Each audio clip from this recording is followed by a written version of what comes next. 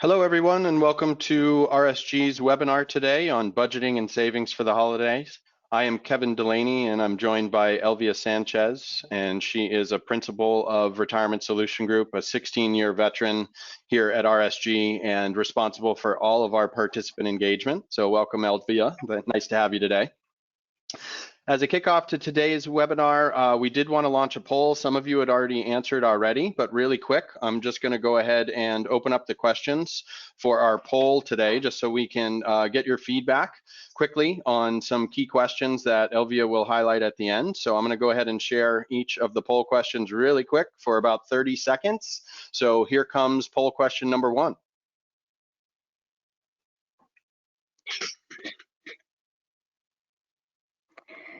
And thank you for joining us today. As Kevin stated, my name is Elvia Sanchez. I am the Participant Engagement Director here at Retirement Solution Group. My team and I stride on helping participants reach and meet their current financial goals in hopes that it will lead to a better retirement outcome. With that, it is not just attacking what our past and current debt is, but also looking at what our future financial responsibilities are. And I am so sorry. There we go. There I am. So today what we're going to be looking at is your past, paying down debt, your present, paying yourself, and 2, future, paying for your retirement. Let's start looking at paying down the debt, right? We had a good time, maybe last year, the year before that, or maybe a couple of years before. And sometimes that particular debt can carry on for 1, 2, 3, 4, or 5 years. So how do we attack it? How do we get out of here? There are 3 strategies. One is the snowball strategy in regards to how to attack this debt and lower it down. And the way this works seems pretty simplistic, right? But sometimes a little harder to do than most think. It is paying down, it is going back and making sure you make the minimum payments on all your debt. So let it be credit cards, let it be obviously house payments, car payments, any medical bills out there, loans, car loans, college loans, and so forth. But what you want to take is that debt that you owe the least on, right? And put more money towards that piece. Once that particular debt is completely paid off, then you use the money that you were utilizing to pay that lower debt and roll it over now to your second lowest debt that you have out there, right? So now you start attacking that particular debt. Once that is completely gone, then you go obviously to the 3rd, then 4th and 5th, depending how much is out there. The reason is people usually have a little bit more satisfaction when they see that some of their goals are being achieved. So this keeps our momentum going, right? It's a great way to start. It's an easier way to start. We do see quicker effects of our debt getting away. So it's a great way to move forward. Then we have the avalanche approach, right? And here, what we are attacking is your debt with the highest interest rate. And why? It is because the longer you have this debt out there and you're paying this higher interest rate, it's going to take longer to get rid of, right? So that 5-year plan, maybe on your smaller debt, can now lead this one more to a 10-year type of debt that you're paying off. So here the goal is, again, we pay all the minimums on all debt outstanding on a monthly basis, right? But then we come back to that particular debt that you have with the highest interest rate, and you put more money towards it. Once that particular debt is paid off, then now you move over to the outstanding debt that now has the highest interest rate, and the money that you were utilizing to pay the first highest interest rate out, now you start using that piece, right, over to this particular, the second highest interest rate debt that you have on there. This one takes a little longer to achieve, and usually it is because most likely it is where you have the higher balance, right? And you don't see that money come down as quick because you are paying more interest. But if you look at it over time, you would pay less interest to this company, right? To this lender, and more taking off this balance. And in the long run, you would be paying less to debtors or lenders, more to paying off your debt, your monies that you utilize, and being able to move down the road, right? Another way that people utilize this as well is maybe opening up one credit card that gives you a 18 months low interest rate or zero, right? And if you take some of these higher balances and move them over there, as long as you stick to the plan, you get rid of that within that 12 or 18 months, whatever it is, that time frame that they have given you, that can also help out and getting rid of this high debt that you have with them with the higher interest rates.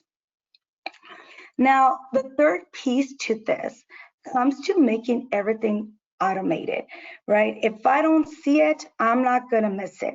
Well, the same way, if these payments are done automatically on the due date or prior to the due date, then you know you're not gonna miss payments. We all get busy. If you think about it right now through this holiday season, we're always forgetting one thing or the other. So this will make it to where these payments are automatically being sent out. You don't have to set yourself a reminder. You know it's completely done. And the reason this is great, it is because if you do forget to pay that particular credit card or that particular debt on time, now you have late fees. And those late fees now add on to your balance. And that balance that the late fees that you added on to your balance now also has those interest rates that you are paying, which will now extend the lifetime that you're paying off on this debt, right?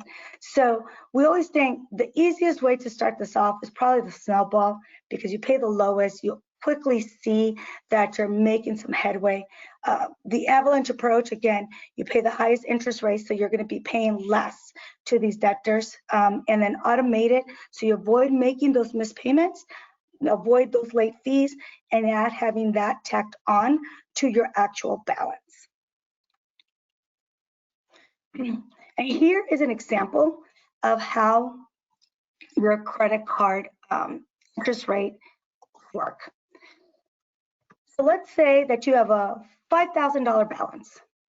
Usually 2% of whatever you're paying goes back to how much you owe, what you have racked up, right, in debt with this particular lender.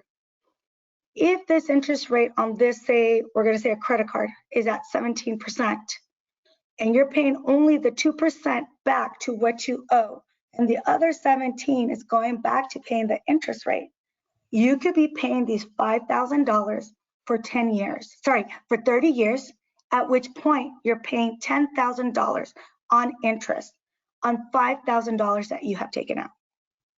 If you pay 4%, well, now you're paying this out for 10 years and you're paying $2,600 in interest to this particular credit card. Now, if we go back and pay 6% back out, you're paying 6.8 years on this credit card, and you're paying back interest $1,500.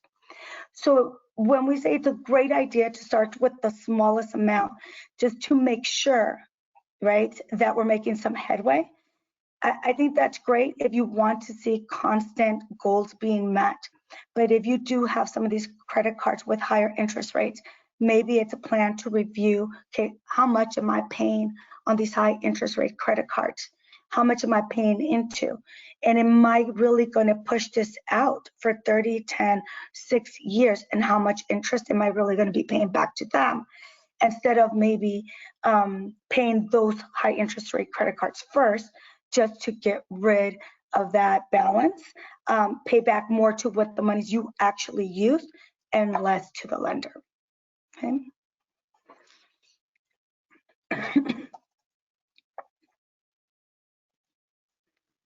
Now, student loans have come back. As of October 23rd, they have now started sending out that statement that you have to start repaying those student loans that you have had outstanding.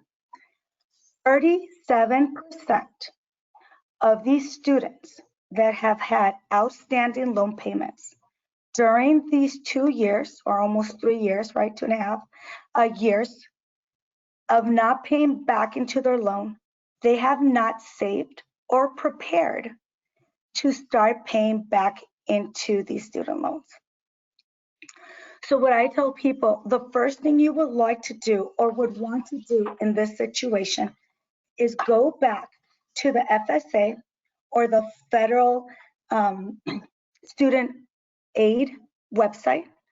On there, there's options of how you can repay these loans back and what is best for you. Everybody obviously is in a different place. How much am I earning? Plays a big part in how much I'm going to be able to repay back. So there is one option. It is the income-driven repayment plans. If you go into this plan, it looks at how much you're earning and then sets out these payment plans that they believe you can pay out on a monthly basis. But you also have to set up how many years you want to pay out. Now remember, obviously, the further you push these student loans out, the more interest you're going to be paying back. That's always something to look into.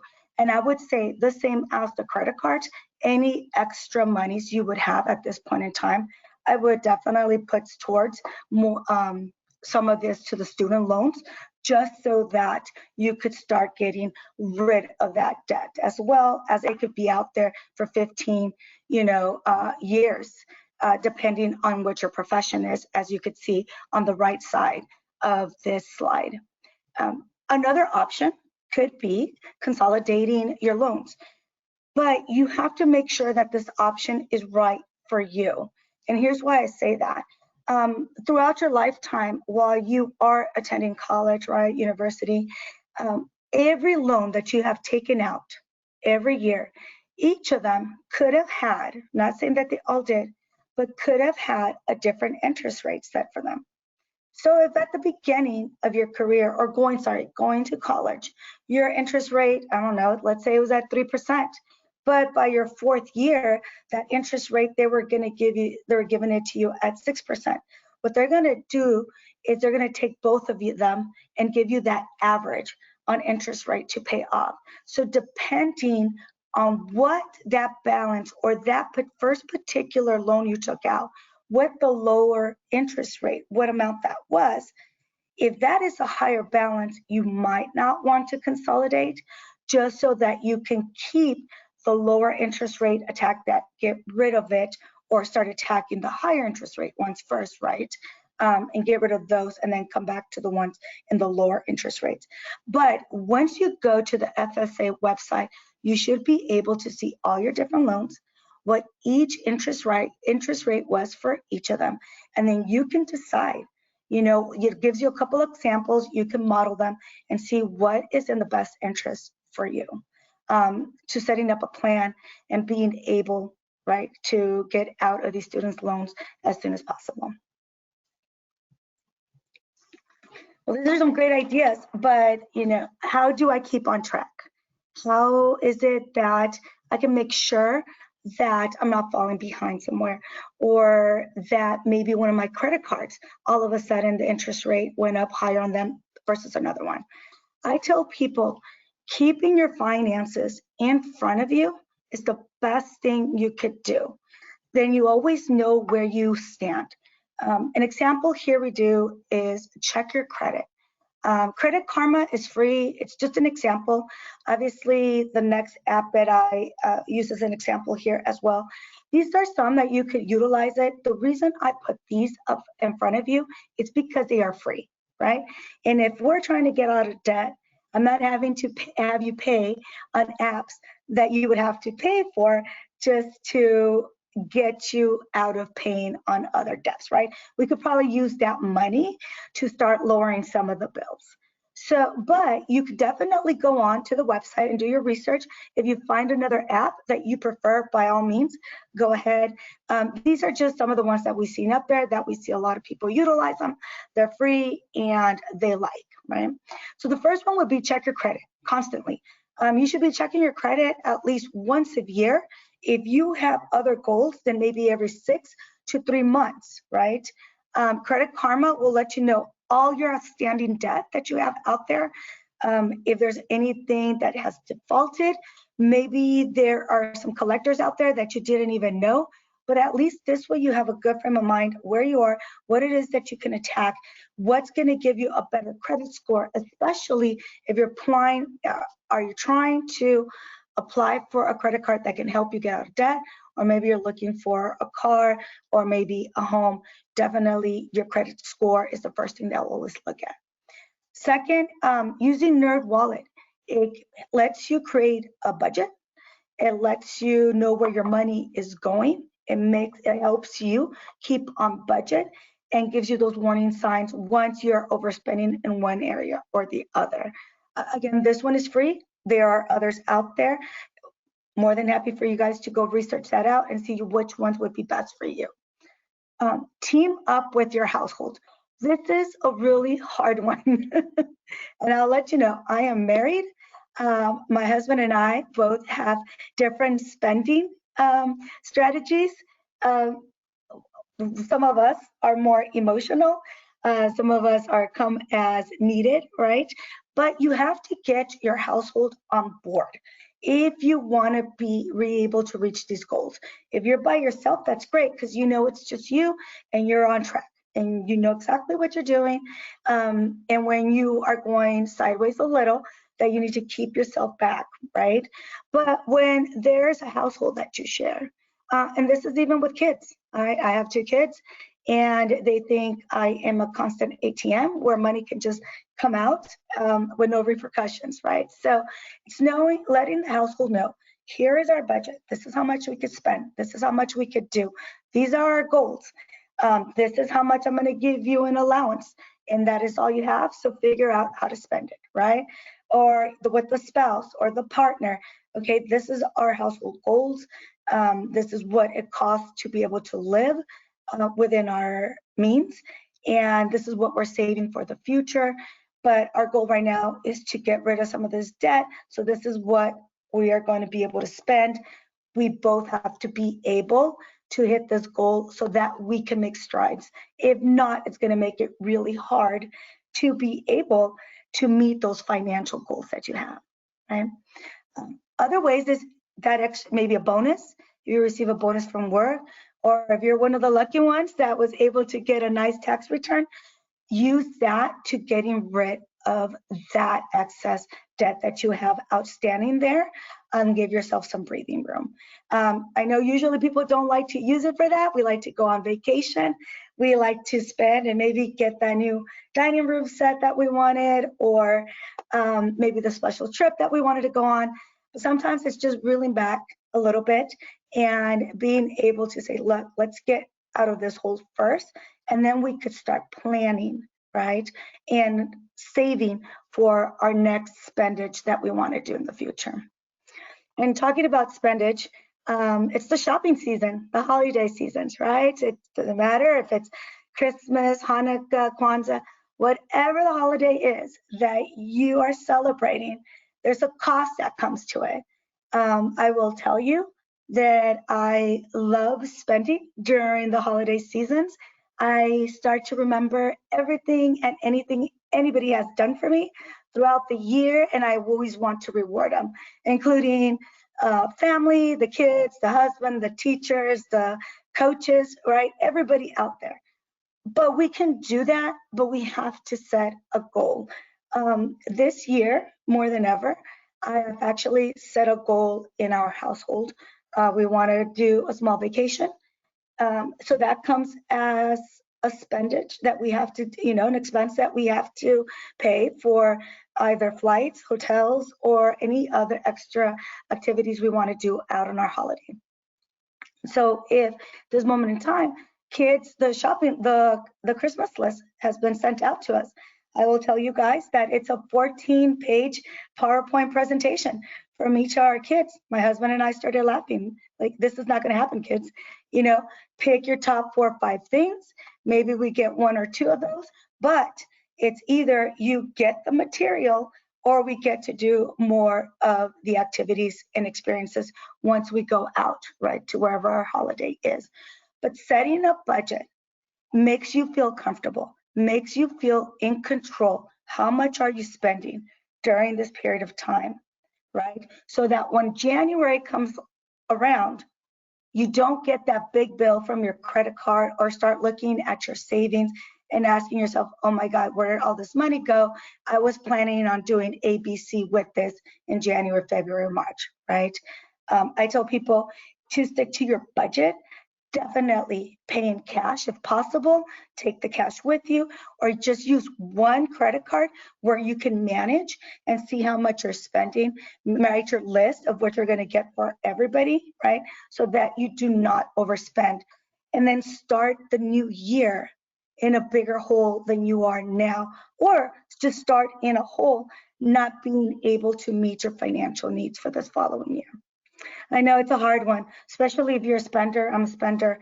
I had to actually, talk to myself and say, hey, and not this year, buddy. We need to stay within the budget. Let's say this year, people are going to spend more money during these holidays, not because we're buying more, but because inflation is still a little bit high. And we're just going to be spending more for the same items. I did have that talk with my children as well, as I realized things are more expensive, so there's probably going to be less gifts under that tree. So now paying yourself. How do I set myself up for the future? What should I have on the side, in case of emergencies?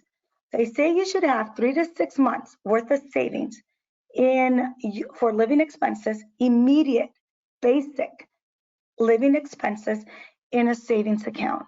That includes housing, food, health insurance, utilities, transportation, education. Some of us have kids in parochial or private schools. That might be part of your basic cost of living.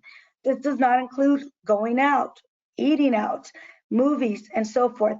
During this time, if you are in a situation where a second income is missing and you have to tap into your 3 to 6 months of savings that you have, then you're just looking at basic. You really need to budget and kind of stay on track there until you're in a better position or that second income is coming in. This is a really hard one to actually hit. And the reason is because majority of people, as soon as something happens, I have a flat tire, let me go into my savings account, which again, it's what it's for. But hey, I just overspent this month and on presents and so forth. Well, let me go into my savings account, right? I'll pay myself the next paycheck and put it back in. But next paycheck comes back and something else comes up, right? So it's better to stay on budget. Make sure you keep your emergency funds for what that is for, emergencies. Do it small amounts so you don't miss it. What about buying a home, buying a car, saving for college? As you look at your budget and how much you could save, and we'll go into the second slide how that works, you want to rework that budget. If you have already paid down your debt, okay, well, maybe now the new goal is to start putting money in just an account that is for purchasing that home, for that down payment, for that car, or it's setting up a 529 college plan for my kids. I now have a child and I need to start saving for their education so that down the road, it's not a big surprise once my kid does decide to go to college and all of a sudden I see what the cost might be.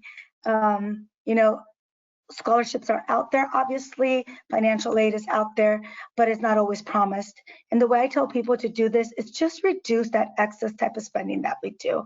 Maybe reducing your grocery bill by 5%, not buying all the different snacks that the kids want, right? Nowadays, these kids live on snacks. Bringing lunch to work or sending the kids to school with lunch. Brewing 1 or 2 cups of coffee at home instead of buying it out in the world, right? Minimize eating out. It's the cost of eating out now is outrageous, especially just 4 people and up. You're looking at close to $100. McDonald's coffee is $60, $70 last time I went, right? So that eating out and looking for the cheap places, I just don't feel that exists at the moment. But definitely we work that budget as you start hitting some of these other goals, minimizing past debt, then you can start reworking those monies into putting some of these monies into the purchases of your new and next goal. This is how setting up a plan works. This is called the 50-30-20 budgeting rule. There's other budget plans out there. This is one just to get you off it started. It is an easier one to follow. Obviously, if there's another budget plan that you like to utilize, definitely do. But the way it works is 50% of your income per week, right, or per month, is to pay your groceries, your housing, your utilities, health insurance, car payments.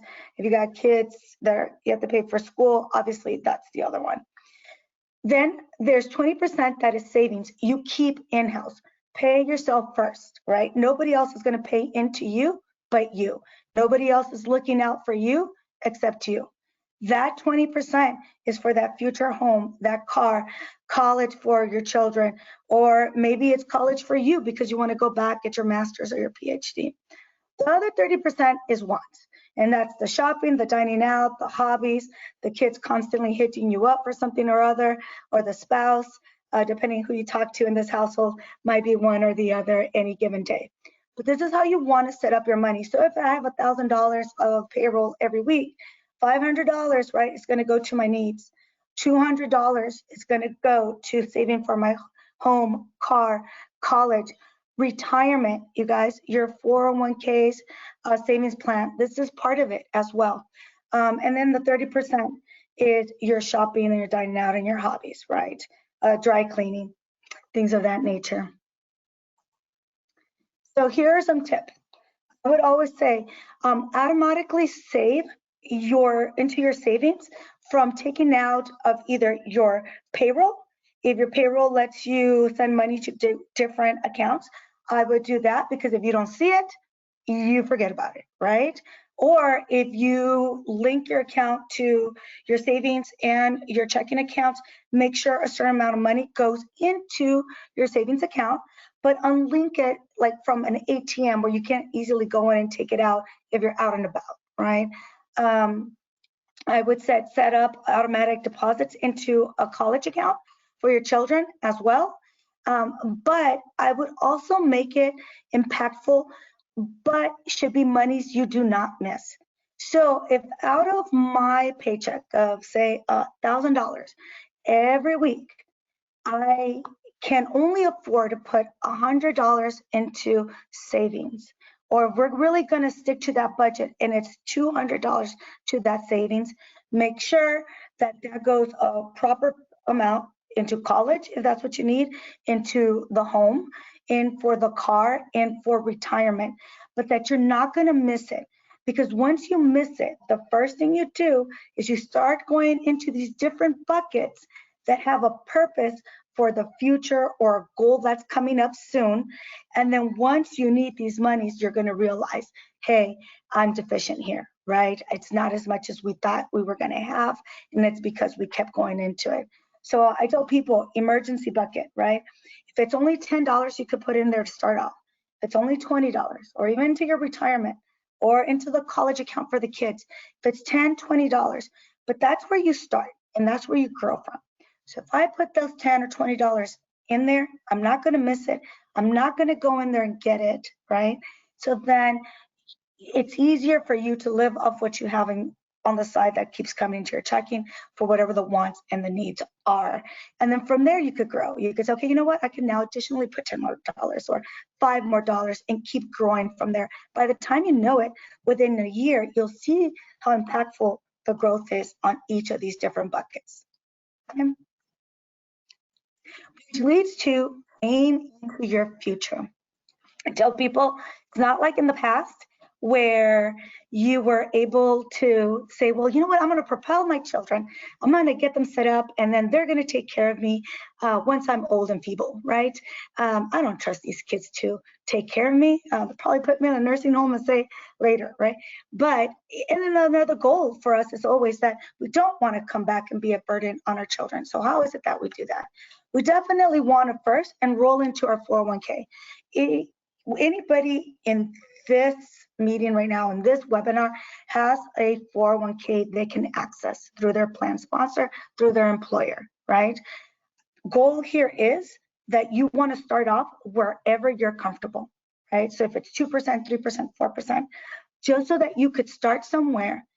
I would say 3% is always the bet, because net income, if you put your money in before taxes, you're not going to feel it, versus once you go to 4 or 5%. So that's a great starting point. But then from there, you want to get to 12 or 15. That's the goal you want to get to at some point in time.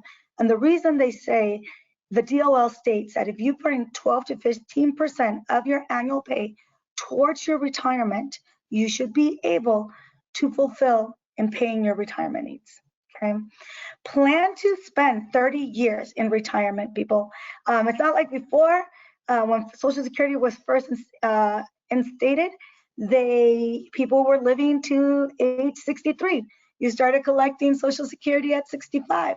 Now, because we take care of ourselves, we exercise, we eat better, because of medicine advancements and so forth, we're living about 30 years in retirement. So plan to be there about 30 years and save accordingly. When setting these goals for retirement, you want to ask yourself, what will my retirement needs be? Where will I live?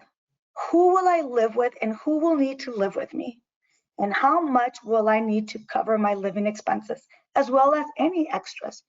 And what I mean by all of this is, okay, is my house going to be paid off? Is my car going to be paid off? Am I going to have no type of credit card debt?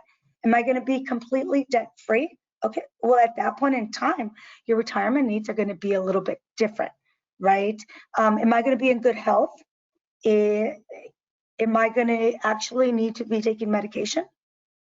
Right, that's one thing that you want to look at. Where will I live? Living in Illinois, California, Texas, Florida, Tennessee, right? It's very different, not only the cost, but also is there state tax involved there, right? And who will I live with, or who will need to live with me? There are so many elderly parents coming back to live with us as we are going into retirement. Is that something that we have to prepare for? An expense that we have to prepare for? A home that we have to prepare to have them in, right? Or do we have children coming back to live with us, or grandkids? This is not unheard of nowadays, right? So I think that's one other thing that you would need to definitely think of. And the last thing is, how much am I going to need to cover my expenses? What is it going to be the cost, depending on where I live, what my needs are, and who's going to be living with me? Financial wellness is a lifetime goal. We do not reach our goals day one. It is staying on top of it, in front of it, catching up to it constantly through our lifetime, right? But being free of debt, it gives you a better feeling, and then a better standing of where you're at and what you could do with your monies, right? I would say first rule is to live within your means and start saving for a better future. And the way we do that, number one, getting rid of debt, setting a budget, staying within that budget, especially during the holidays and birthdays, which I do horrible at, but this year I'm sticking to it. So that every year coming up, you come out in a better position, letting you being able to hit your financial goals, needs, and wants, not just that year, but every year coming from there. Okay. Thank you very much. This is basically a high-level look at how you can try to get out of debt, how you can set up your budgets, how you can look for the future. But obviously, if you have any questions, any concerns, you guys can always give us a call. More than happy to help you out and help you getting started in that right path. and even helping with putting a strategy together, let it be for current debt and for future goals like your retirement, because that is really what we're here for. We want to make sure that everybody here retires with dignity and that you are able to fulfill all those wants that you want when you retire. And that is why you work so hard your whole lifetime, right? So I'm going to push this back out to Kevin, and we'll go from here. Elvia, great job. Yeah, you reminded me very much on that 50, 30, 20 slide. Just, remember to pay yourself, remember to keep your obligations in mind and keep those needs in mind, but try to have a percentage towards each. So great presentation today. I did go ahead and create a couple of poll questions at the beginning that we can just take a couple of minutes here at the end just to answer to. So I'm just going to go ahead and share that first poll. People, if you didn't have a chance to respond to the poll, that's okay. Just think of your answer. But the first question that we posed, and then I'll hand it back off to Elvia, was, do you plan to use a mix of credit cards, cash, or one of each, or a mix of both this holiday season? And essentially what came back was 100% of people that responded said a mix of both. So Elvia, do you have any comments to this question on the poll? Yes. I would say, especially if you started buying earlier, right? Sometimes there's credit card incentives. Sometimes it's just a splurge. I'm going to tell you exactly who I am. I run out of the house. I'm not sure what wallet I grab, what credit card is in there, if my debit card is in there, right? And whatever I do, I'll just spend, right? And I'll go, let it be a different credit card. And then all of a sudden I say, well, I'll pay it off at the end of the month. Then some other emergency comes up, right? And then I have to use that credit card again, or I just can't pay whatever I bought, maybe a week ago, right away. So what I tell people is a mix is better than having all on a credit card.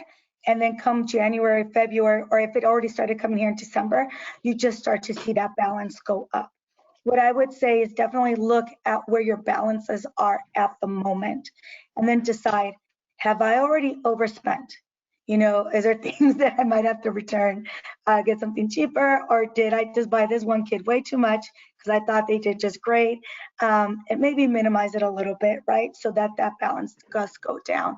I would say, if possible, for the rest of this holiday season, if you could go to cash, then that's great. If not, use that one credit card so you can manage it and keep in front of it instead of having it be a surprise.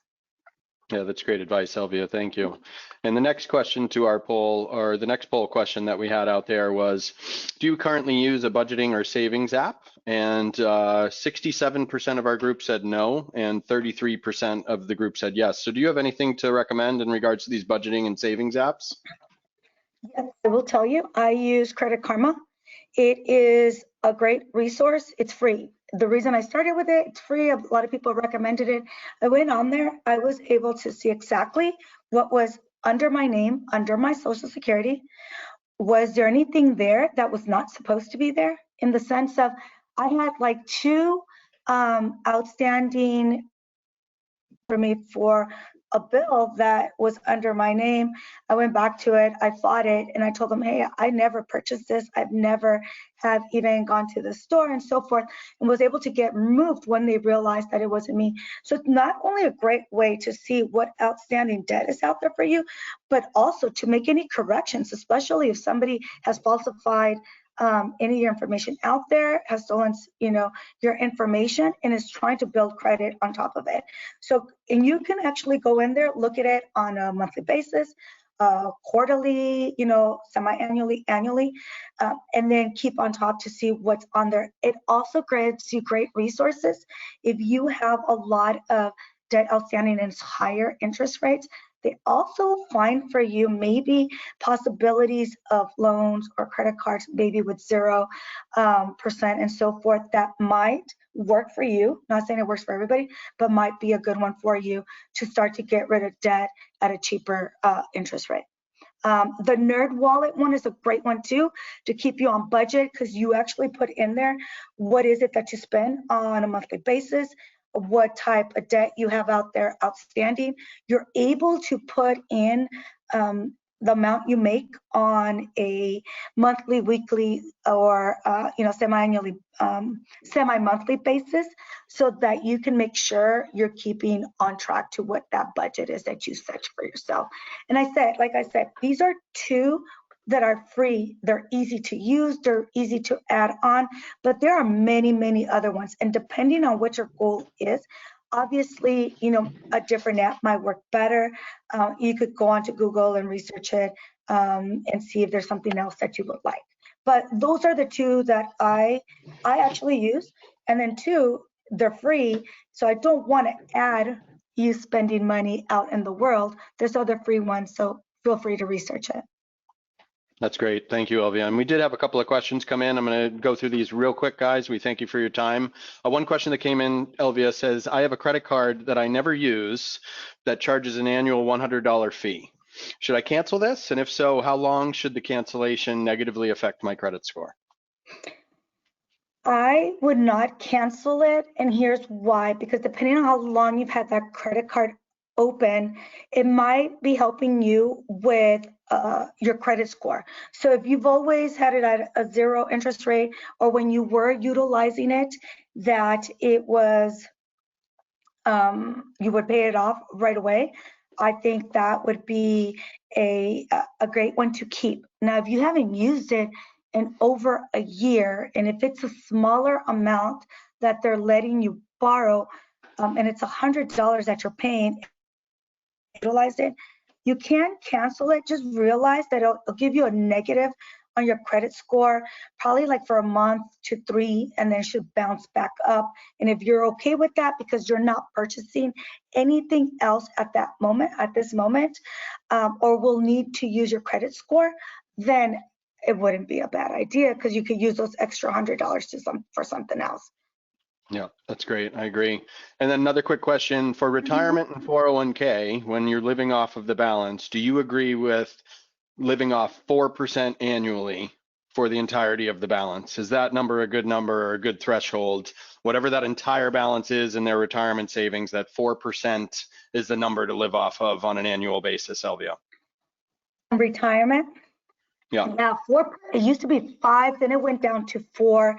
And if you have outstanding, you have other savings, then yes, you don't need it, and this is part of your whole makeup of your budgeting strategy during retirement, then it's not a problem. Where I do see an issue coming up is when people say, I'm only going to utilize 4%, and then I have Social Security as well, and maybe my spouse, right, or my partner, their monies are coming in, but we're still short. So where's that money going to come from if it's not from your 401k? If your 401k is all you have, then you might have to pull a little bit more than that 4%.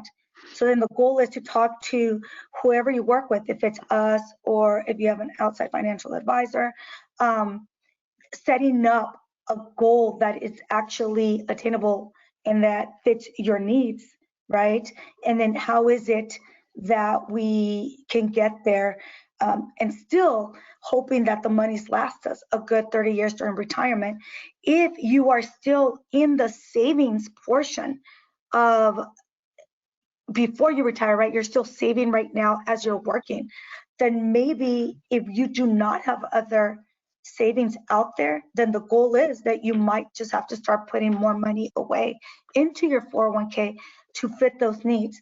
And I tell everybody, you guys, you don't have to start off at 10, 15, 20% putting away from your paycheck into your retirement account. Sometimes that's not doable. At the end of the day, I still have to pay for my day-to-day living, right? I still have to eat. I still have to feed the family and so forth. Start where you can. If that is a 2%, a 3%, a 4%, right? If it's just the amount to get a match that the company is giving, do that and feel comfortable within that. And then once you are comfortable and you budget it, your monthly income to it, the next year, if you know you're going to get a bonus during a certain time, or a pay increase, then increase your deferrals during that period of time so you don't feel it's such an impact. Do it on a yearly basis. I did this many, many years ago. That's how I started. So you go from 3, then you go to 4, following year 5, 6, slowly but surely, because you're budgeting it, right? And then it's not coming at you as a hard hit on a 1 year basis. You do not feel the impact as much. And by the time you know it, you are saving that 10, 12, 15 or more percent, reaching the IRS goals. But it is a marathon, not a sprint. Unless you're down to the 5 last years of retirement or 10, maybe now it becomes a jog, right? Not maybe the whole sprint, but a good jog. I love it. Yep. And then one other last item here, Elvia, on our last poll question was, have you individually set up auto escalate or thought about setting up auto escalate for your 401k plan to happen annually? And we had 10% say yes, 50% say no, and 40% saying they have thought about it, but they have not yet. So your thoughts on that? Yes. So what I would say on this one is, I think it's the best thing. Same thing like the credit cards, right? If you set it up to where the payment just goes, you do not see it. I always tell people, do not increase your deferrals on January 1st. Everybody seems to set up that goal, but you're just coming out of the holiday seasons. You might be having a credit card bill come in. You might have used your savings, right? So things might be a little tight. And then to increase your deferrals at that point in time, you're going to feel it a lot more. I tell people, wait till March, like March 1st. Give yourself some time to get back to a good place. Or, when tax season is coming, or that you're going to get a bonus, or you're going to get your pay raise. And if it's on a yearly basis during that time, then just go on to whatever record keeper you're utilizing. Let it be Transamerica, let it be John Hancock, Fidelity, right? Empower, there's Vanguard, there's so many out there that we work with. So you could actually go onto that record keeper's website. If you guys need that assistance, you could call them or us, happy to help you there. And then just put that time frame. So like I'll put it in there for March 15th. I want my deferrals to go up by 1 or 2% every year, that same time frame until I hit 15%, right? Or I hit 20% or 10%, whatever your goal is. But it will do it automatically. You don't have to think about it. And then by the time you know it, that increase is going there. But I think it's a great thing to set up. Because that now you are really sticking to your goals of how much you want to save for retirement, and taking that guessing work of should I do it or should I not, right? That sometimes we procrastinate on. For sure. And that auto escalate feature, guys, is invaluable because it grows your retirement account at the end game immeasurably if you can think about it. So I totally agree, Elvia. That's a great tip to not think about it in January when we're still paying off these Christmas and holidays gifts, Right. So. Well, that's great. Well, thank you very much, Elvia. I thought this was very, very impactful. I hope everybody got something out of today's webinar, and we thank you very much for attending. And we wish you a terrific holiday season. Any last final thoughts, Elvia? RSG here as a resource to everybody, right? So definitely give us a call if you need our help. Last thing, as you're looking at your budgeting, as you're looking at where all your monies are, make sure you know where all your monies are at. If you've changed jobs, multiple times or a couple of times, and you had retirement money somewhere else, think about rolling it, over to your current employers, easier to manage, or if it's better for you to set up an IRA where it's only under you, so you always know where those monies are at. That's also a great thing to do.